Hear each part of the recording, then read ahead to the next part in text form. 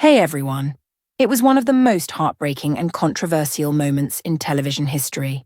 The funeral of Esther Rolle, the beloved actress who brought Florida Evans to life on Good Times, and the shocking reason why so many of her co-stars from the iconic sitcom refused to attend. To fans, it seemed unthinkable. How could the cast of a show built on family, unity, and love not come together to honor the woman who had been its very soul? But behind the scenes, the truth was far more complicated, filled with years of unresolved tension, creative betrayal, industry politics, and emotional wounds that had never healed. Wounds that stretched back to the 1970s, when Good Times was at its peak, and when the very idea of a black family sitcom on primetime television was both revolutionary and risky.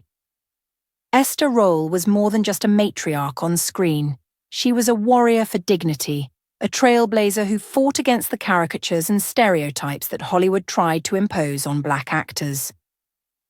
From the start, she demanded that the Evans family be portrayed as intelligent, hard-working, and human. Not as a joke, not as a punchline. And for a while, that vision worked. Good Times became a phenomenon, with its mix of laughter, pain, and realism, reflecting the struggles of everyday black families across America. But then something changed, and that change would sow the seeds of resentment that would last decades, ultimately keeping the cast apart even in death. As the show gained popularity, one character began to steal the spotlight: J.J. Evans, played by Jimmy Walker. His "Dynamite" catchphrase became a national craze, making him a household name. The producers saw dollar signs, but Esther Rolle and John Amos, who played her husband James Evans, saw something else: the slow unraveling of the show's moral foundation. Rolle felt that JJ's growing goofiness turned the series from a heartfelt portrayal of black family life into a minstrel act.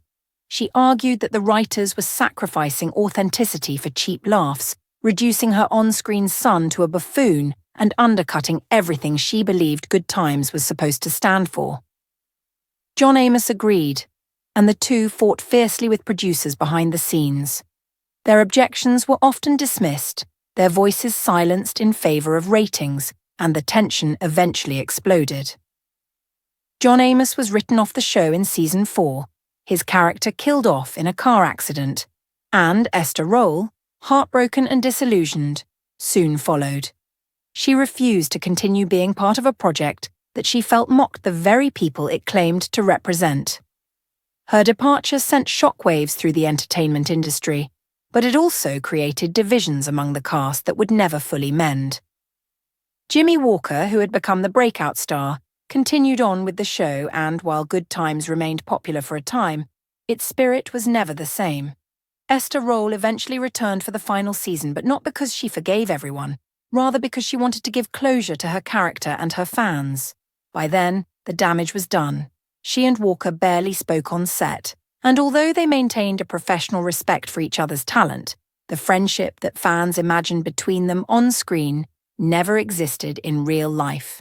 In later interviews, Rolle made no secret of her disappointment in the direction of the show, calling out the industry's exploitation of black actors and saying she only came back so Florida could raise her children right, something she felt the show had failed to let her do once the comedy took over. When Esther Rolle passed away in 1998 at the age of 78, the entertainment world mourned. To millions, she was a legend, a symbol of grace, strength, and authenticity. Her funeral was a private, emotional affair held in her home state of Florida, attended by family, close friends, and a few industry peers who had stood by her through the years.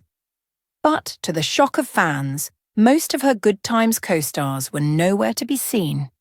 The absence was immediately noticed and sparked a wave of speculation. Was it distance, scheduling conflicts, or something deeper?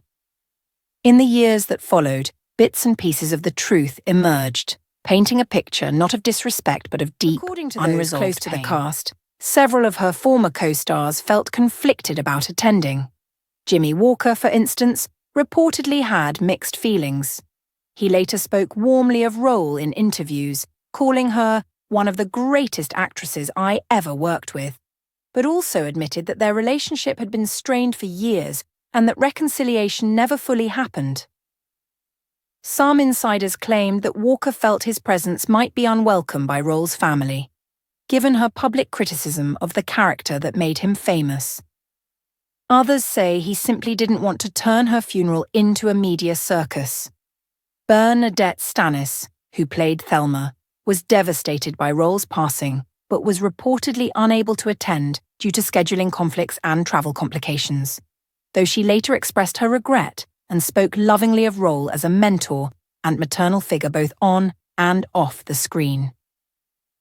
Ralph Carter, who portrayed Michael, the youngest Evans child, also kept his distance, explaining in later interviews that the emotional weight of seeing the woman who had been like a second mother to him laid to rest was simply too much to bear.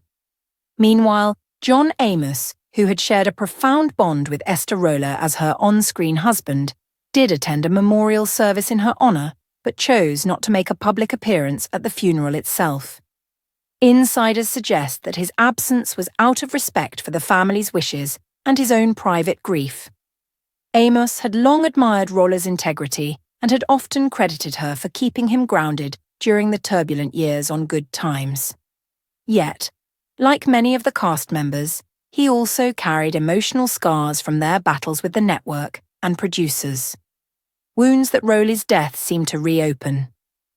The funeral, rather than being a moment of unity, became a mirror reflecting the divisions that had haunted them for decades. What's most heartbreaking about it all is that the Good Times cast, a group that once portrayed the most beloved black family in America, ended up fractured by the very system that had brought them together. Their on-screen chemistry had fooled millions into believing that they were as close in real life as they were on TV, but behind the laughter were disagreements about identity, respect, and representation that Hollywood never took the time to heal. Esther Rolle's passing forced everyone to confront how far apart they had grown. Some found peace in remembering her privately. Others stayed silent, perhaps out of guilt or unresolved emotion. And while fans interpreted the lack of a grand reunion as a snub, those closest to Rolle say it was simply too painful for many to face. A reminder not only of her death, but of how the dream they once shared had been broken by forces beyond their control. Years later, as retrospectives and documentaries revisited Good Times, surviving cast members spoke more openly about their love and admiration for Esther Rolle. Bernadette Stanis described her as our mother, our teacher, our protector. Ralph Carter said that even when she was stern, it came from a place of love. And John Amos called her the conscience of our show. But the irony remains. While Good Times taught America the importance of family, the cast itself became a cautionary tale about what happens when integrity clashes with industry pressure. The funeral that was meant to celebrate Esther Rolle's life became in many ways a symbol of everything she stood for: the fight for respect, dignity, and authenticity in a world that often sacrifices all three for profit. To this day, fans still ask why the cast didn't reunite that day. And maybe the answer is this: sometimes grief doesn't bring people together. It exposes how broken they already were. Esther Rolle's spirit, though, continues to live on, not only in reruns of Good Times, but in every black actress who refuses to be silenced, in every show that portrays real black families with truth and honor, and in every fan who still hears her iconic words echoing through time. Damn, damn, damn! A cry of pain, yes, but also of power, resilience, and an unrelenting demand for respect. Thanks for watching.